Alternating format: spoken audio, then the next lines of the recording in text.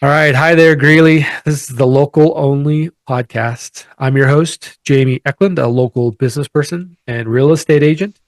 And today we are going to be talking about first time homebuyers. We have the pleasure of having James Clifford on with us with Guild Mortgage. Welcome, James. Hey, great to be So, here, Jamie. yeah, glad you're able to be here. Why don't you just give us a quick little, short bio of yourself? How long have you been with Okay, Guild and all the rest? gotcha. Well, I've been with Guild Mortgage for 3 years now. I've been doing mortgages for the past 10 plus years in various different ways. Have a background in financial planning and financial coaching as well, which I love to bring to the whole mortgage conversation. Cool. All right. Well, yeah, and James and I are good friends, but we've done a lot of transactions together and thought we would just hmm add some value to people listening in. And so for the purpose of this conversation, this topic today, James, how would you define what a small or what a first time home buyer would be? If somebody asks, if I'm a Gotcha. first time home buyer, what would you say? Right. A first-time home buyer, there's actually really there's two ways of describing a first-time home buyer. First is what everybody goes to, and that is somebody that has never owned a home before in the past. And that person would definitely be a first-time home buyer.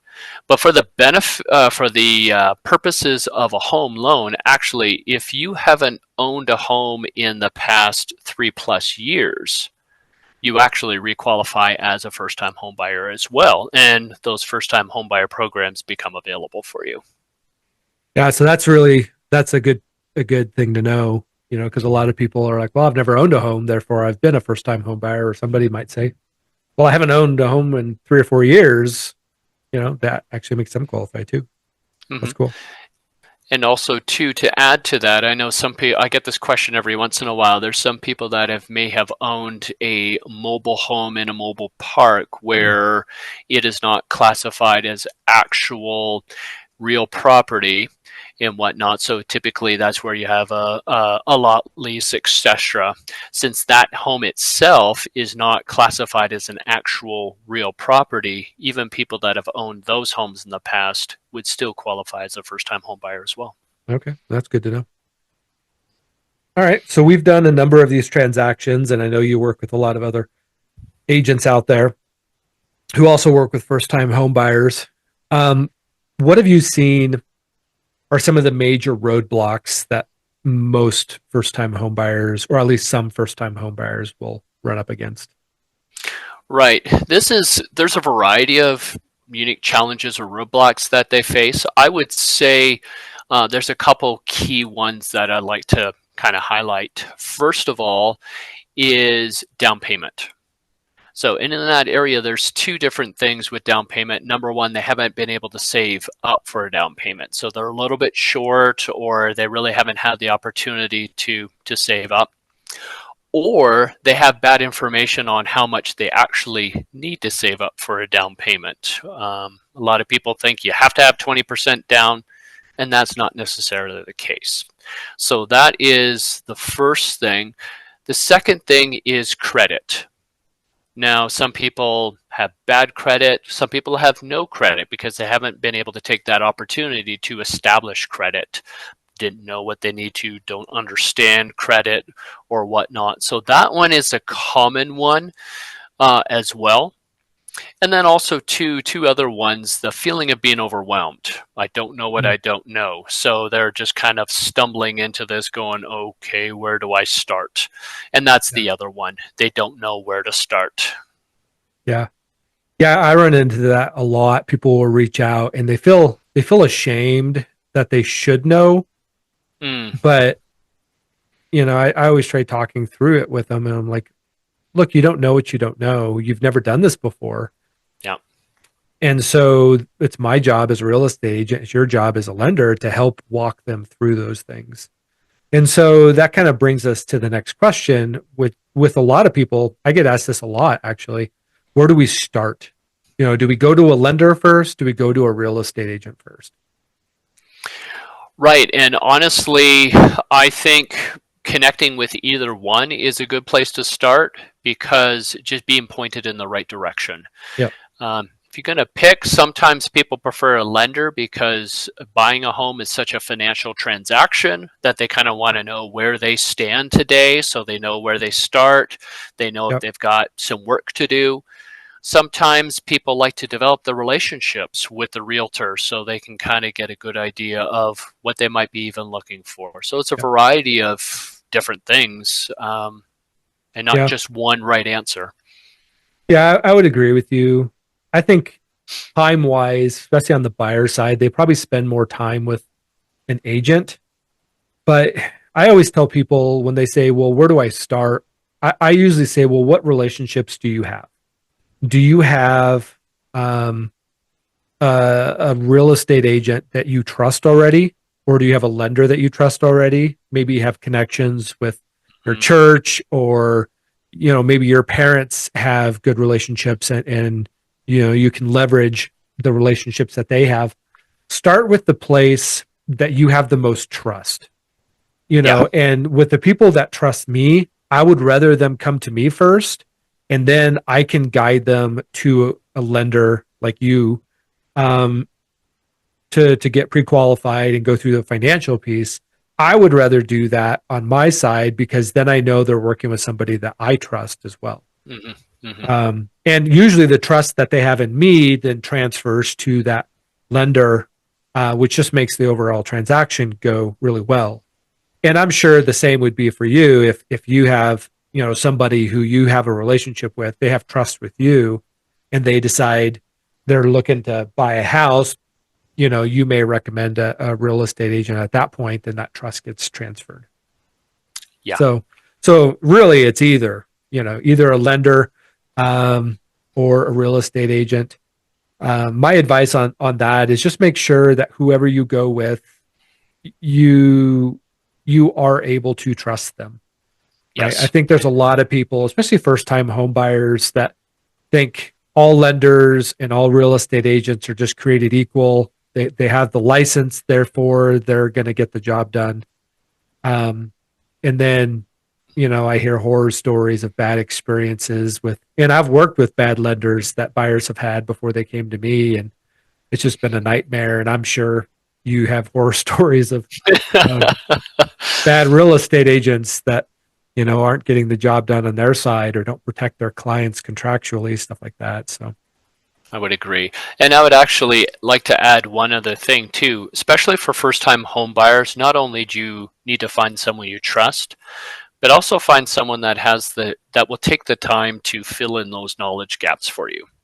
yeah. Because as a first time home buyer, especially if you're never bought a home, never been through this, don't know what you don't know, Yep. you want someone that has that patience to be able to walk you down that road, available for those questions, be proactive with information, but yet not overwhelming with information Yeah. at the same time, just so that you feel confident as a first time home buyer that you are doing the right thing. You don't want to kind of proceed just because you have trust in the lender or the agent, although that is good, but you want to do that with also feeling like you have a good grasp of what's going on. Yep. 100%. Well, and I think there is a personality fit sometimes that, I've had people that have come use me and they've talked to me about their real estate agent they had before, and it just wasn't a good fit for them for whatever reason. Hmm. And so I think personality plays into it a little bit.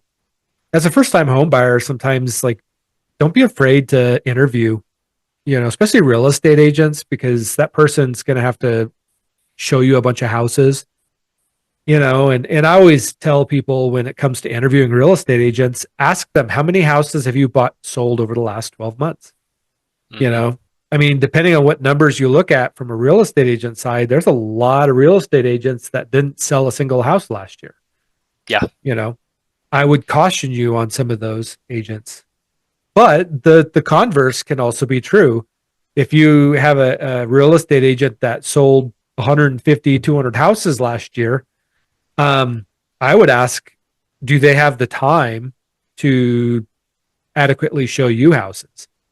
Uh, because from a real estate agent's perspective, it takes us a lot of time in the car driving around to properties, showing people properties, Hmm. and we need to make sure that we're finding the right one and we're not pushing buyers into a house just because we're tired of showing them properties. And so making sure you have the right agent, making sure you have the right lender is very important. Very important. Yes. So moving on, I mean, we found our agent. We know that there's going to be some challenges. One of the challenges that I know we've had in the past is the whole credit thing. Either their Yes. credit isn't good because they've made some mistakes in their past, or maybe we've run up against this a few times. They just don't have credit. What do they do? Well, I think really not every situation is the same. So, especially when someone has bad credit, there's different reasons for that. There's different strategies to correct that. But honestly, this is where connecting with that good lender that will take the time to take a look at it, come up with a game plan, refer you to a credit repair expert if needed in that regard, to be able to go ahead and start rebuilding your credit. Sometimes rebuilding credit is just something as easy as paying down a few credit cards to get balances below a certain amount, and then you see a score boost. Sometimes it's very easy like that. Sometimes it takes a lot more time, lot more effort on some of those things. So really, no situation is exactly the same. But start with talking with the lender who has Yeah, access to that credit score and whatnot. And I, I think go ahead. and I think too, if don't have credit at all, that is not necessarily a firm barrier to keep you from getting a mortgage. They've become a little bit more flexible with some of that stuff. There's some new programs coming out to help all out with that. But again, a lot of it depends on the big picture, especially the big financial picture, on all that. And one of the things that I always like to do when I'm talking about credit for those who don't have credit scores currently is if you're thinking about buying a house in the next 6 months to 12 months, maybe you should take a look at that now, and that gives you the time to maybe get some ducks in a row in that regard. Yeah. I talk to a lot of people that tell me, well, I'm not ready to buy a house right now because I'm working on my credit, or, we're trying to get more money saved or Mm-hmm. whatever. And so they don't want to have the conversation with me or with a lender. And I always encourage people to, like, let's go ahead and start that conversation. Yeah. We're not going to push somebody into buying a house before they're ready to buy a house. Yeah. But buying a house is substantially larger of a purchase than pretty much anything else you're going to do. And Mm-hmm. so the time it takes to prepare, the time it takes to go through the process, and the likelihood of you keeping that property well past any other, asset or liability that you could own is pretty large. And so having the conversation early is a good thing for us. Like we Yes. we want to be able to do that. And especially when it comes to the credit thing, because I've talked to people and they're like, yeah, we're doing this. And I'm like, well, let me connect you with James and let him speak into that, because that might not be the best order to pay debt off, or it may be better actually to save more money than to pay off certain debts, different things. And so just having that perspective, I think is really beneficial to buyers. I would agree with that. And I think sometimes people take a shotgun approach, so they just kind of try to do a whole bunch of different things all at once instead of focused plan. And a focused plan will get you further faster. Yep. Yeah. Well, and it seems like a lot of, I mean, looking at houses is always fun, right? Everybody likes to Yes. look at houses, but going down the route of financial preparation and paying off debt and looking at, applying for a mortgage, that's the piece that people don't like to do. But I Yeah. always encourage, it's like, that's always a better place to start. It's better to start there and then go look at the house. But All right. So, all that being said, any other thoughts on what credit is, how some of the roadblocks we've seen within credit? Um, I think sometimes there's um, especially for first-time home buyers, they don't know what credit scores they should be shooting for Yeah. as far as things go. Now, there's not just one set number because there's so many other factors in there, but the number 620 consistently comes up as far as a credit score amount. And also keep in mind what a lot of people don't understand is the credit score that you get from Credit Karma and places like that is traditionally more of a consumer credit score, for lack of a better description. That's for getting loans and credit cards and things like that. The way they approach it is slightly different than a mortgage FICO score. So sometimes you'll see some differences in that. But if you're shooting for a 620, 640, or better even, then that will serve you well as a good starting point as you check your Credit Karma or other places like that. So, if somebody comes to you and they have, let's say, like a 520 credit score, Okay. really, really low. And so you look at some of the reasons and maybe you consult them on how to repair that credit score.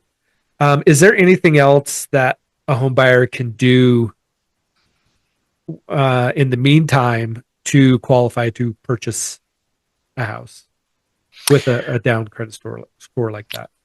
Right. With a 520 credit score, that one's pretty much going to be a hard stop at that point as far as things go. However, when a person is going to try to raise their score from a 520, there are some other things you can do in conjunction with that that gives you some opportunities to make the whole big picture better. And the big one is savings and things like that to be able to offset some of those low credit scores. Again, a lot of it is all about why and whatnot, but getting it up, maybe even the 540, 580, then some things start becoming potentially possible on Gotcha. all that stuff. Yeah.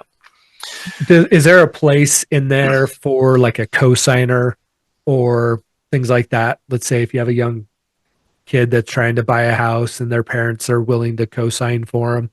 Will that help if there's a credit issue? It could help with a credit issue.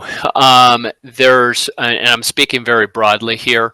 If the credit score is low, like a 520, that's pretty much still, even with the cosigner, going to be a full stop for most places.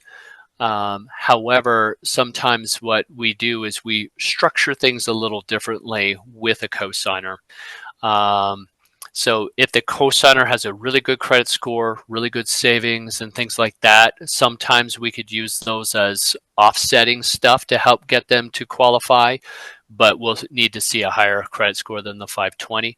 Definitely a good road to start taking a look at and to dig into, but there's still definitely challenges. And I think it would be important to mention here when we start taking a look at an application, the qualifying credit score is when we pull credit, there's three credit scores we get: the TransUnion, the Equifax, and Experian. And what we're looking at is the middle of those three. And then when we have multiple people on a loan, what we're looking at is the lowest of the three credit scores. So in the case of if you have someone with an 800 credit score as the cosigner, another one with a 520, the qualifying credit score is the 520. Gotcha. Gotcha. So Okay. So anything else on credit score before we move on? no, again, just want to reiterate, if you are concerned about your credit score or wanting to increase your credit score, talk with a good lender that has the time to dig into that, and they can give you some very tailored, specific advice and a plan. One of the things before we leave the credit score thing that I hear from people a lot is, oh, I don't want a lender to pull my credit because that's going to hurt my credit. Hmm. What's your response to that? Honestly, there's different ways of being able to do that. For example, I'm able to do what's called a soft pull on your credit, so it doesn't ding your credit, but it gives me all the information I need to do a full analysis on that. And oftentimes I'll do that with clients that, come to me and say, "Yes, I'd like to get into a home, but I'm concerned about my credit score." We'll have some conversations and whatnot, but oftentimes what I'll do in those situations is do a soft pull. So don't let that hold you back, because having that plan is good. Also, too, when it comes to hard pulls on a credit, if you're doing, a certain amount within a short time period for a mortgage, it doesn't ding you as much as, say, if you're applying for credit cards or other loans Sure. traditionally. Gotcha. Yeah, sometimes I laugh because I was showing this buyer around. This is years ago, and showed her Hmm. so many properties. And every time I'd be like, "All right, we need to talk to a lender and do the rest." And she goes, "Oh, I just don't want to because, as soon as they do it, my credit's going to go down." I was like, "Well, we can't buy a house until you get your Yeah, credit pulled. That's yeah. what credit partly is for." So she never bought a house, unfortunately, but Ah, that's all right. well, It is what it is. and you know what? When we pull a credit score, typically the scores are good for around 120 days as far as that goes. So there is some good time periods for that. So yeah, definitely don't let that hold you back. Yep. All right, let's talk down payment. Everybody's favorite topic. Yes, How much do you need? depends. So, and really what it does is, the reason it depends is there's different guidances for different programs. For example, if you're a veteran, and you qualify for a VA loan, you don't have to bring anything for down payment. So there's different uh, functions there for the VA to help with the assistance, but yeah, 0% down for that. Also with USDA loans, there is the opportunity for 0% down. Now, most people aren't going to be doing USDA loans much, and of course, if you're not a veteran, you don't qualify for a VA loan. But if for an FHA loan, the minimum down payment requirement is 3.5% of the purchase price. So there's that. If you're going conventional, there are two different amounts. One is 5%, and that's the traditional one. But in some cases, you can have as little as 3% down. That's mostly for kind of lower income, first time home buyers, special programs out there that allow for that lower down payment amount. And I've done that quite frequently with some clients. But if you're thinking conventional, I think 5%, and you're going to be fairly safe there. Gotcha. So one of the things I hear a lot of people when they're talking to me and they mention being a first time home buyer, they're expecting some kind of program or some kind Mm. of something, some perk. Like, what's the perks of being the first time home buyer? And does that have anything to do with the down payments? There are a couple things, and especially since the market has been a little bit slower, there's been some companies that have gotten very creative, especially for first-time home buyers. So, kind of given the high level view of that, there's three different ways of looking at this. One is there are what's called down payment assistance programs out there. So what they can do, and there's various different ones out there, they can come in and help with the down payment.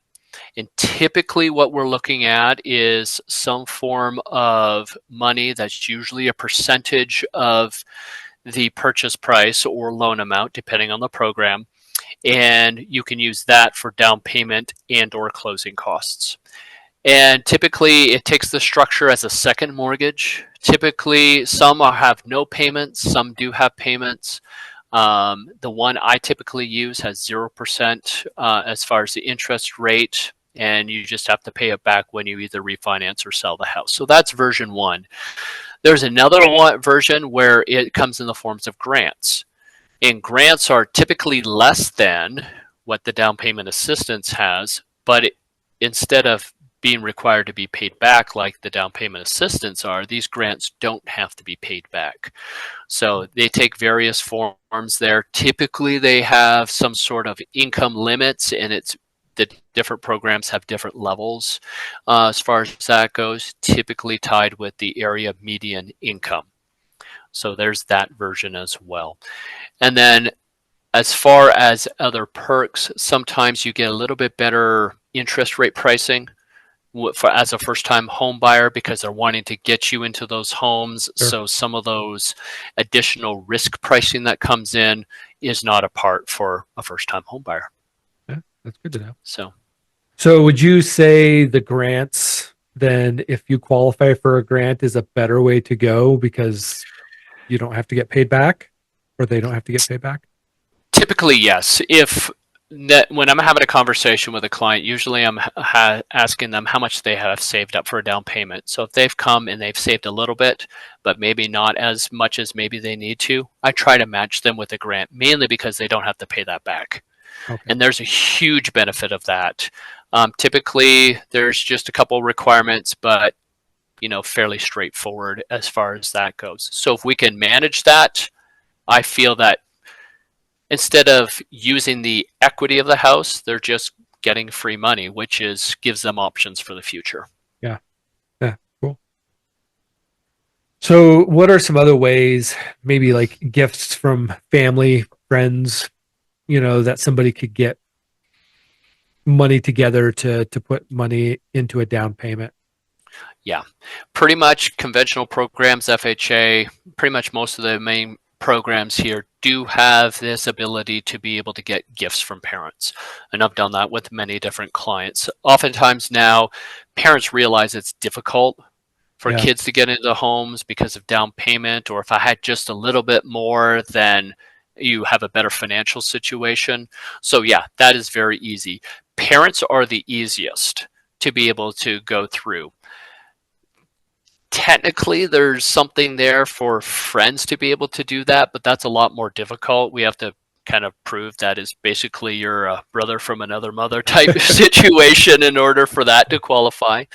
Another option too with in some degrees is stuff from employers.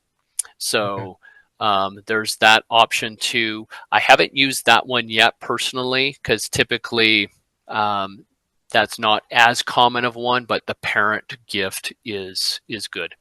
And typically to make that happen, just a simple gift letter to explain, okay, this is where the money's come from whom, and be able to do that because government makes us trace where all the dollars are coming from.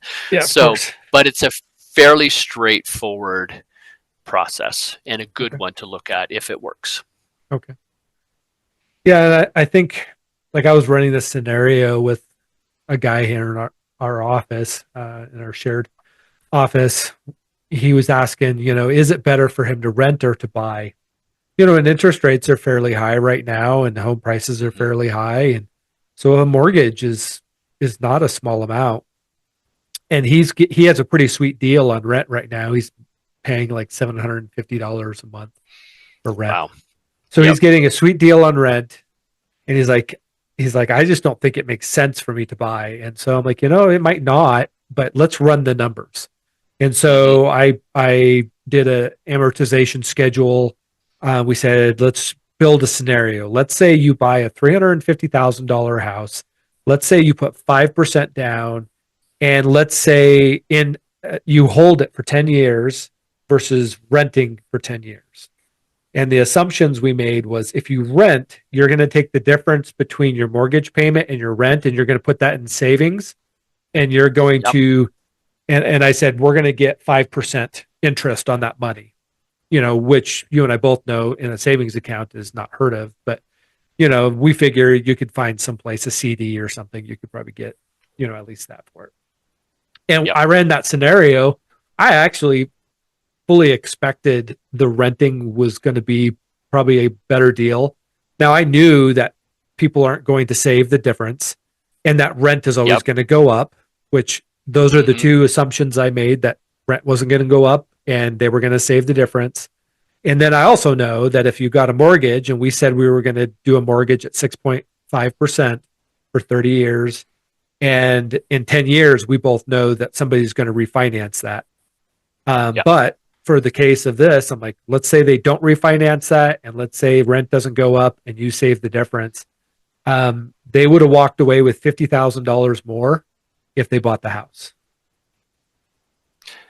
That is sizable, Yeah. Well, and the crazy especially part, based on those assumptions. yeah.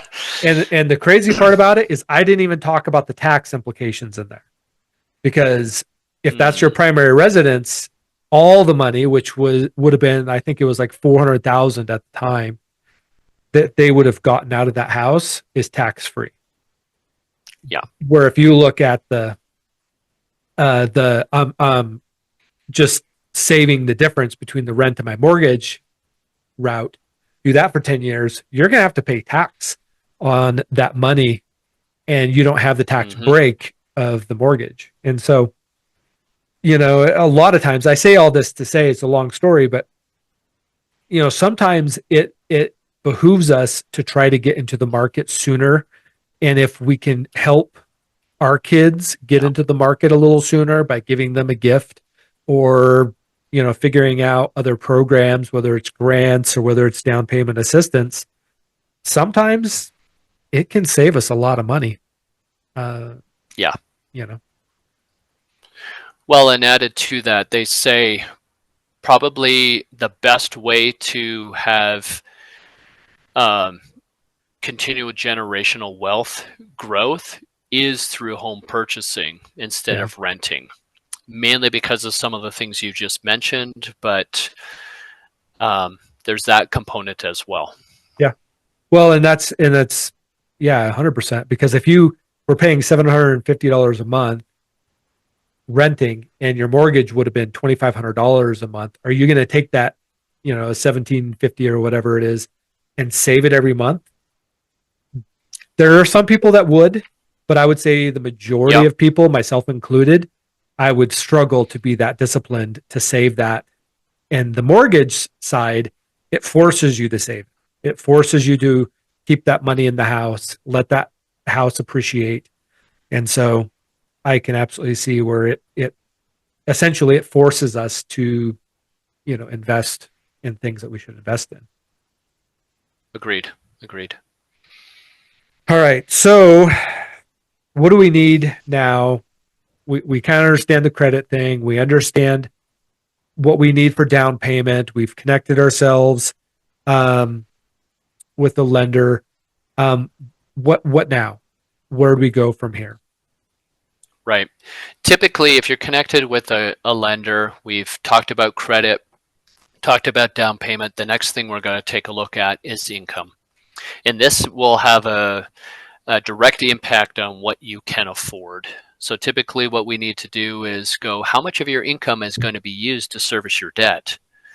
And there's regulations as far as how much is the maximum with that. And it varies from program to program. But that's the next thing I'm going to look at. And that's going to determine how much home can you qualify.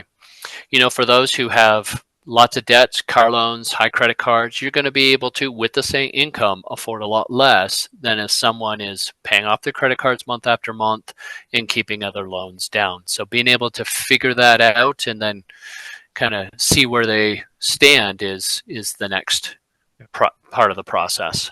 So that's the debt to income piece. Correct. That you hear lenders talk a lot about DTI, which is the debt to income piece, and that's what you're talking about.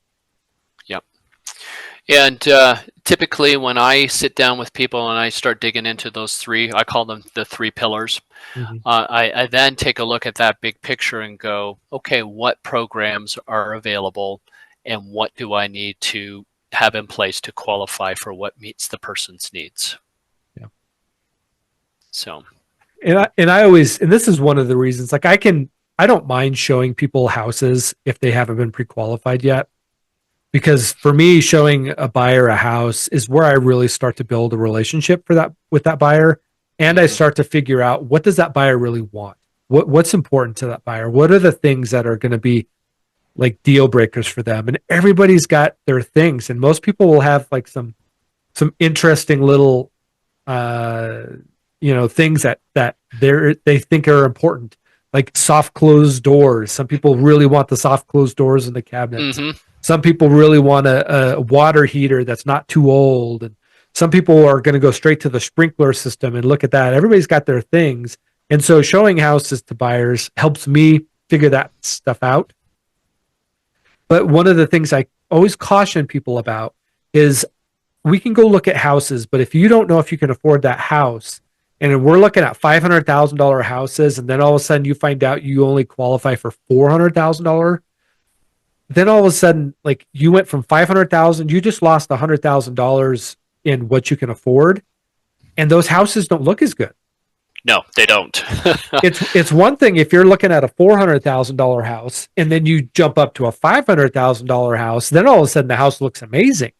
But when you do the reverse, it's hard. It's a hard pill for people to swallow, and I usually find that my buyers are really frustrated and discouraged if that's the case. And so that's why I always recommend going through the process with a lender. That way, at least initially, they can give me an idea of what that person's going to qualify for. Yeah. To make sure we set expectations appropriately. All right, so we're moving through the process. We figured out what we can afford. Are we ready at this point to go look for a house? Typically, yes. Again, I always like to throw the caveat, every situation is different. But if your lender has had, like, for example, for a client, I know their credit's good, I know they've got enough for a down payment, or we have a plan to cover the down payment, and I feel confident on their income and their debt to income scores, yeah, at that point, typically it's good to go start shopping for homes. You know what you're looking for. You're not going to get disappointed by looking at something that is out of your price range, which always looks nicer. And then yeah, you can start doing that. And oftentimes too, what I tell people is as you're looking at individual homes, because not every home is the same, because taxes are a little bit different for home to home. Some have HOAs. Take the homes you're interested in, send it back to your lender and go, how does that fit with the payments for the qualifying, and go from there. Yeah, I mean, that's a good point, because a lot of people, when you say, well, you qualify for 500,000, and then we go and we look at property, but then that property happens to be in like a high HOA or a metro tax district, then all of a sudden, I mean, I was looking at property the other day that it was going to add $500 a month to their payment just for the property tax. Yep. And so, yeah, I mean, making sure that you know exactly what the payment's going to look like per property is important. Sometimes too, if you take that in consideration, sometimes you find a better house, and sometimes even a more expensive house, that will actually equal less of a payment when you take those other things into consideration. So it's always, again, not every house is equal. So looking deeper into those things is helpful. Sure. All right. So once they've kind of gotten through the initial piece with you, you give them a lender letter, a pre-qualification or pre-approval. And from a real estate agent's perspective, that's what we need to submit an offer.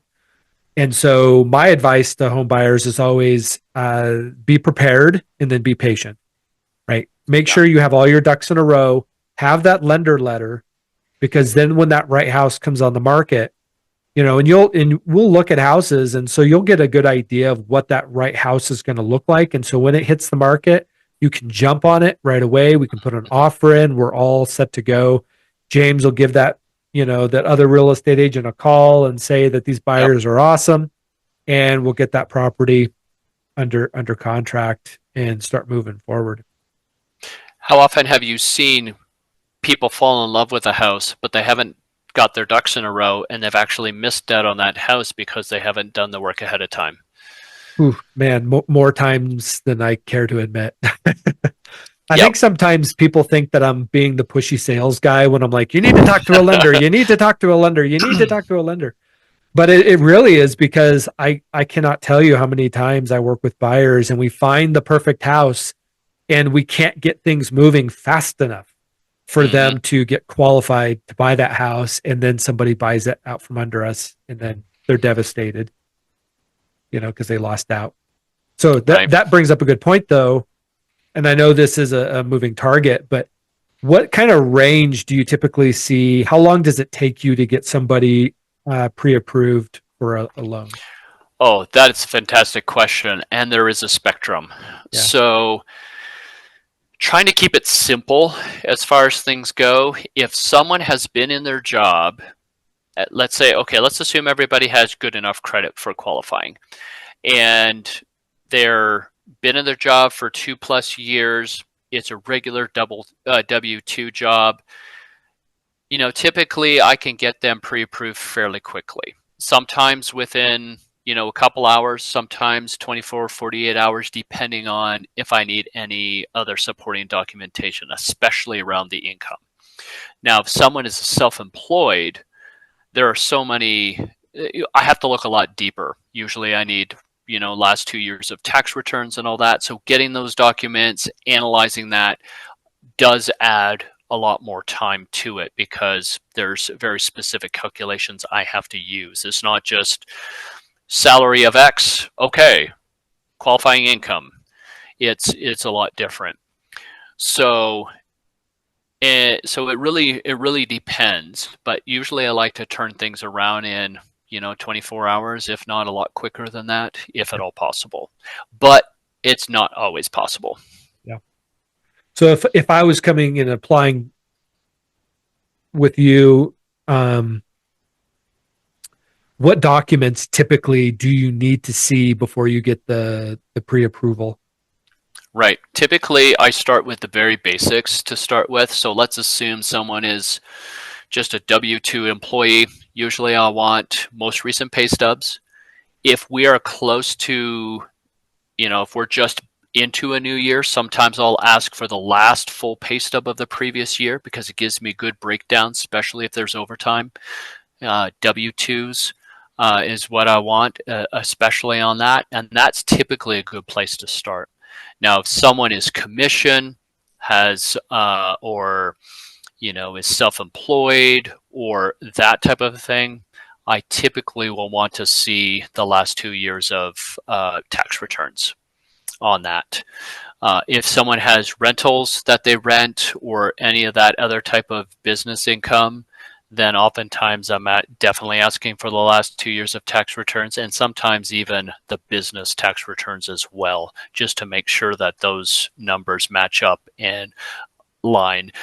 I always take with self-employed people, I always take the approach of measure twice, cut once. I want to make sure, especially with self-employed people, that we've got all the nuances there and that we have nailed down and got the right numbers for their income. Makes sense.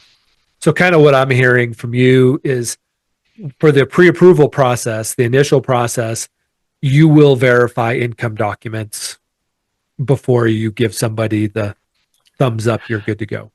Correct. Mainly because oftentimes people don't understand what I'm looking for. Some people, when they tell me what they make, it's their net, and really what I'm looking for is their gross income. Especially self-employed, here's what my business made, but didn't take in consideration all the deductions and all those different things that go into all of that. Sometimes they look at their net profit, but yet there's ways of me adding back some expenses into their income for self-employed. So there's a couple variations. So you make a mistake once or twice in the past, and you always make sure that you've got the right information because you want to be able to tell clients the right number as far as what they're pre-approved for. But yes, long story, but yes, yep. I want to see income docs typically. Yeah. Kind of what I tell my buyers when they're going into the process, if they haven't started the process of a loan, is I'm like, look, right now, the lending world is relatively cautious, and that's a good thing because in 08, that got us into a lot of hot water when the lending world wasn't as cautious and prepared as people are today. And so the lender's going to ask for a lot of documents. Like, get those to the lender as fast as you can, as soon as you can. If you can get those to the lender before we even find your house, that's even better. It seems like people are always hesitant to do that. And I get it, right? It's not fun to look up documents and send it to people. You'd rather look at a house. I get it, but get those to that lender as quick, fast, and in a hurry. That way, if there is any hurdles, we know about them up front. We can address those as we go along, Yeah, and any potential for maybe the deal falling apart because the financial situation wasn't like the lender thought, hopefully can be mitigated before we're, under contract, down the road. agreed. And also, too, just kind of throw this out, especially for first-time home buyer. The reason why we ask for all these documents is because there's a lot of regulation. Again, thanks to 2008. It's not necessarily because we as the lender don't trust you as the client. It's just because we have a requirements that we have to follow in order to make sure that really the clients are set up for success financially and to Yeah. meet those regulatory requirements. Yep. Well, and ultimately, what we saw in '08 that got us in problems is a lot of those loans were given to people who really shouldn't have gotten those loans. Agreed. And then all of a sudden things changed and they couldn't afford the loan anymore. And so what happened was they stopped paying the mortgage, they got foreclosed on, and it was just not a good thing all Mm-hmm. around. Whereas now we're being uber careful and uber cautious. And it is a pain at the beginning, but it's really for our benefit at the end. That way we know, as a lender, as good as Mm-hmm. you possibly can, that this buyer is not going to foreclose on the house, is going to be able to afford the payment Yep. that they've given. So, Yeah, we're not in the business of foreclosing on homes. I know my company, we hate foreclosing on people's homes. We'd rather people stay in homes. yeah, Everybody wins if they stay in homes. So it really all starts with making sure that those income requirements are met. sure. All right. Well, we've kind of exhausted this topic, I think. Anything Mm-hmm. else before we go that you want to say to first time homebuyers?